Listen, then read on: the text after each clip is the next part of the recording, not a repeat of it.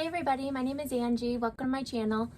Today we're going to be doing a super simple project. This is going to be great for scrap busters if you have a lot of quilt, cotton scraps, and batting scraps.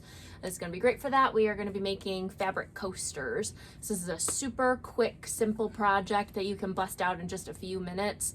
And like I said, it's great for using up some of your scraps. You can use these as gifts or use them around your house, whatever you want to do with them. So let's go ahead and get into it. Okay, so the supplies that you need, it's super basic. You just need 2 pieces of cotton fabric cut to 5 inches by 5 inches, so a 5-inch square, and then 2 pieces of batting cut to the same. If you're using a thicker batting, if that's what you have on hand, and it's a higher loft batting, then you could probably get away with just using 1 layer. The 2 pieces that I have, or the piece that I have, is was a small piece of, I think this is just cotton, and it was very thin, so I'm using 2 pieces. So that is all the supplies that you need, plus, obviously sewing machine. So all that we're gonna do is take 1 piece of our quilt cotton and lay that right side up. Take your other piece of your quilt cotton and lay that right side down, matching up the edges. And then your 2 pieces of batting, you're going to go ahead and lay those on the wrong side of one of the pieces of the fabric. And then we'll go ahead and pin or clip that all in place.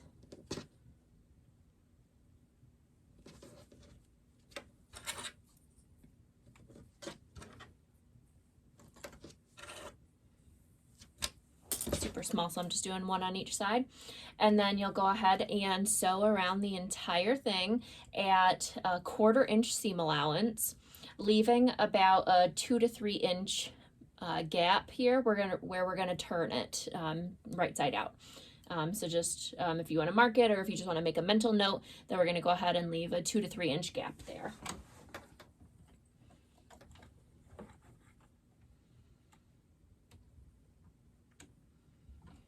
This is a bit thicker than my last project, so I'm turning up my stitch length to about a 3.5, and then back stitch.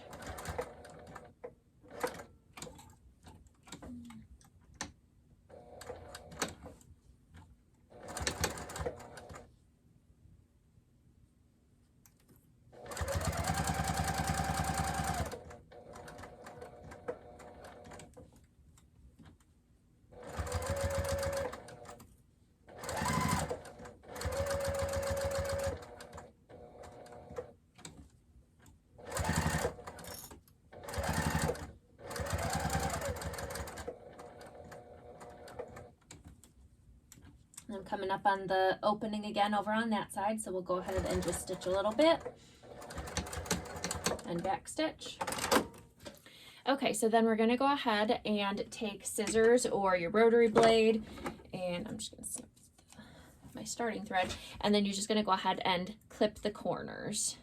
So just close to your stitch line without actually cutting through it, and it just makes your corners pop out a little bit nicer.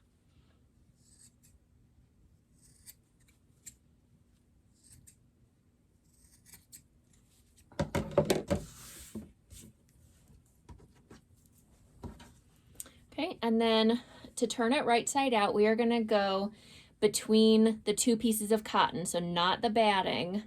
So you're going to go between the 2 pieces of cotton. So this one is just a piece of quilt cotton, and then this side has the cotton and the 2 pieces of batting, and we're going to turn it right side out through that opening.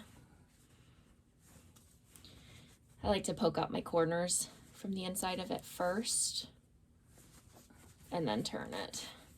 Just find it easier to do the corners. Okay, and then when it's right side out, we'll just again poke out those corners.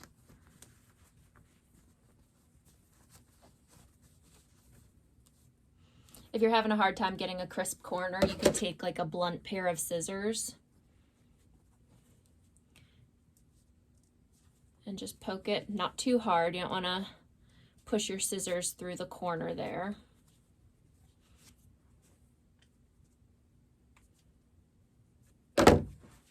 Okay, and then we'll take it over to our ironing board and just give it a nice press.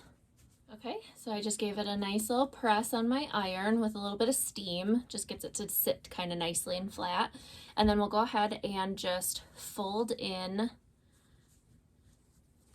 hard to do sitting upright like this, but fold these in at that opening. And we'll fold them down 1/4 of an inch so that they are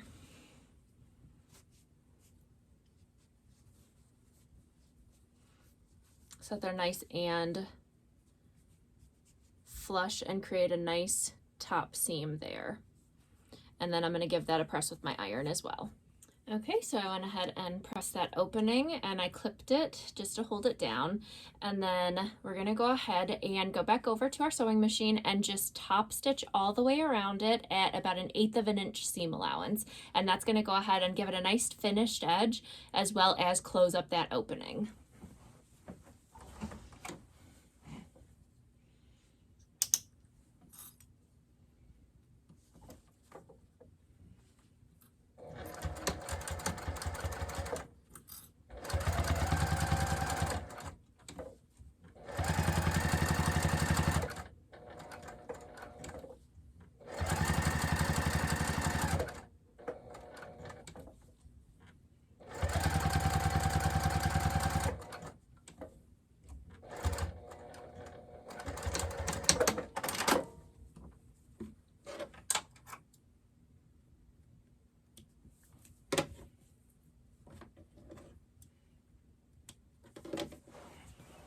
All right, and that is it. A nice, super simple, basic, but adorable little placemat, or not a placemat, this is called coaster, sorry. And put your coffee mug on there, a cup. It's nice and absorbent with the 2 layers of batting so that you don't have to worry about a cold glass you know, dripping through and getting condensation and everything on your wood coffee table. And it's just a nice, adorable little thing. And you can customize these if you're giving these out as gifts. You can customize these based on the recipient and what they like. I had this dog fabric because I love dogs. So I used that, and I'm going to use that next to my spot on the couch. So this is going to be for me. And, you know, you can whip these up super quick. That took all of like 5 minutes to make. So you can go ahead and batch sew a bunch of these. These would be great for selling if you're doing a farmer's market or a quilt show or a craft show, I mean, anything like that. These would be great for that, or teacher's gifts, or birthday, Christmas, Easter, any of those types of gifts, they would be great for that. So that's just a fun little project there. Let me know in the comments down below if you are going to be making some of these. Sorry, I keep kicking the camera. I'm good at that. Give this video a thumbs up if you enjoyed it, and make sure to subscribe to keep up with other projects I'm going to be making. All right, talk to you later. Bye.